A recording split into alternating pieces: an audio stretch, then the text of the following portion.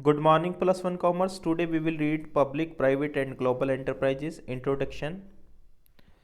Soma student of class 11th was reading A newspaper. Soma एक 11th class की विद्यार्थी एक न्यूज़पेपर पढ़ रही थी, अखबार पढ़ रही थी. There was the news items. उसमें एक न्यूज़ लिखी थी कि government plan to disinvest its share in some public sector unit.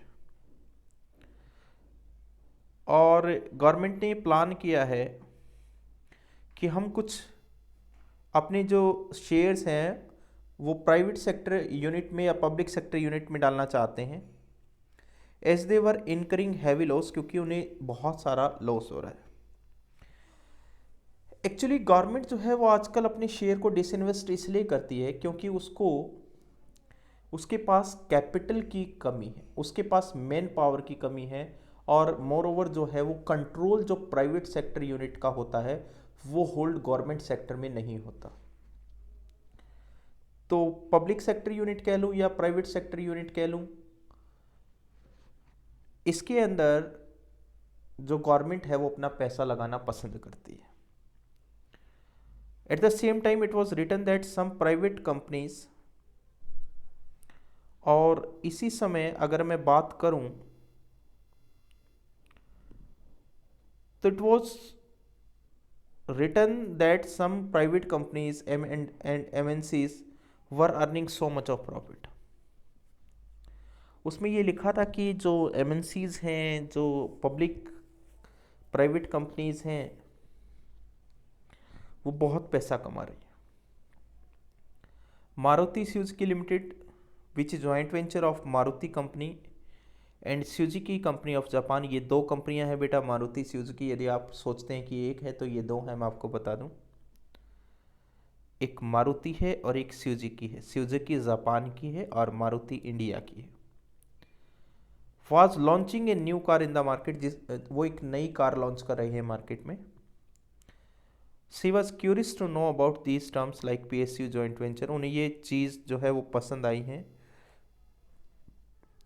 वो किस प्रकार का उदाहरण है आपसे जानना चाहते हैं. जो बिजनेस ऑर्गेनाइजेशन है वो दो तरह की है, पब्लिक, प्राइवेट. फिर पब्लिक तीन तरह की है, डिपार्टमेंटल, स्टैच्यूटरी और गवर्नमेंट. डिपार्टमेंटल अंडरटेकिंग क्या होती है? It is the part of government, central और state, and this is under direct control of the ministry. Fund comes directly from government treasury, और जो एम्प्लॉइज होते हैं वो गवर्नमेंट होते हैं. एग्जाम्पल रेलवे हो गया, डिफेंस हो गया, पोस्ट एंड टेलीग्राफ हो गया. मेरिट फ़ायदा क्या है? इफेक्टिव कंट्रोल माना जाता है इसका. लोगों के प्रति जवाबदेही जो होती है वो सरकार की होती है, और ऐसी चीज़ें सुटेबल रहती है हमारी नेशनल सिक्योरिटी के लिए. नुकसान क्या है? हम ज़्यादा इसमें फ्लेक्सिबल नहीं हो सकते. डिसीजन मेकिंग में कई बार दिक्कत आती है. रेड टेपिज्म, लाल फीताशाही होती है, यानी गवर्नमेंट के कंट्रोल में सारी चीज़ें रहती हैं.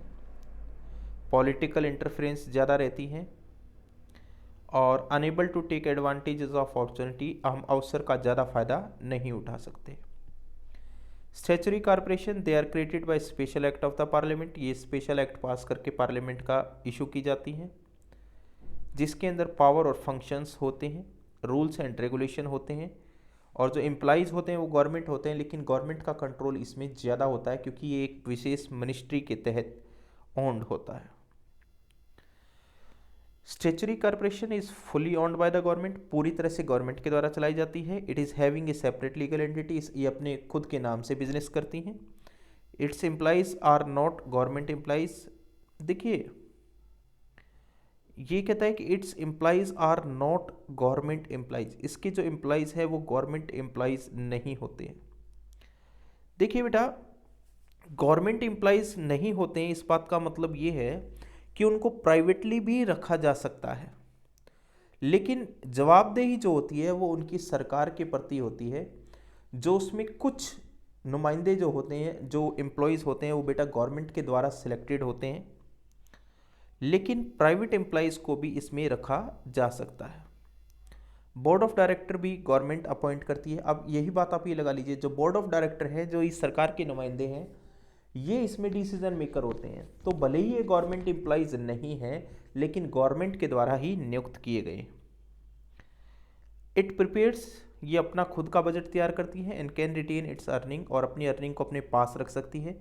विच can be use for the business, और वो बिजनेस के लिए यूज की जा सकती है। Profit is not the main motive, सिर्फ प्रॉफिट कमाना ही इसका मोटिव नहीं है, इसकी लोगों के प्रति जवाबदेही भी है। It has public accountability.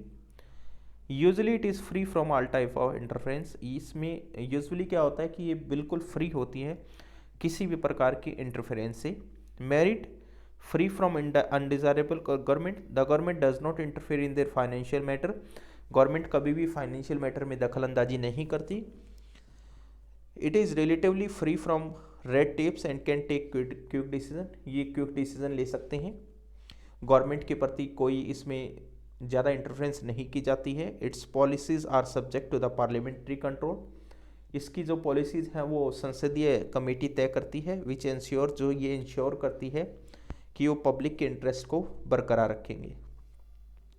Limitation, statutory corporation action are subject to many rules and regulation, इसके नुकसान क्या है, बहुत से रूल्स एंड रेगुलेशन के बीच में से होकर के गुजरती हैं।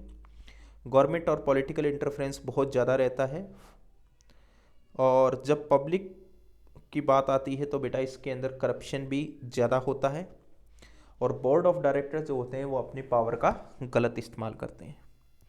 गवर्नमेंट कंपनी क्या है, ये ज़रूरी चीज़ें हैं बेटा। According to Indian companies act 1956, एक गवर्नमेंट कंपनी एक कंपनी होती है जिसकी which is not less than 51% of the paid up capital, जिसकी 51% पेड अप कैपिटल जो है या तो वो सेंट्रल गवर्नमेंट के अंडर होती है या स्टेट गवर्नमेंट के अंदर होती है, जैसे आपका HMT, BHEL, steel authority of India. विशेषता क्या है, ये इंडियन कंपनीज एक्ट 1956 के तहत तैयार होती है। सेपरेट लीगल आइडेंटिटी होती है। इसके जो एम्प्लॉइज़ हैं according to rules memorandum of article association के तहत अपॉइंट होते हैं। It is exempted from the accounting and audit rules, इसमें कोई ऑडिट नहीं होता क्योंकि ये गवर्नमेंट कंपनी है। और it obtain fund from government share holding, for government share holding से ये फंड लेती हैं। फ़ायदा क्या है, आसानी से सेटअप की जा सकती है। सेपरेट लीगल एंटिटी होती है। There is no undue department intervention in the working of the company, और ये अनहेल्दी बिजनेस प्रैक्टिस यानी कोई भी ऐसी गलत जो बिजनेस एक्टिविटी को है वो होने नहीं देती, क्योंकि इनके पास पैसों की कोई कमी नहीं होती है।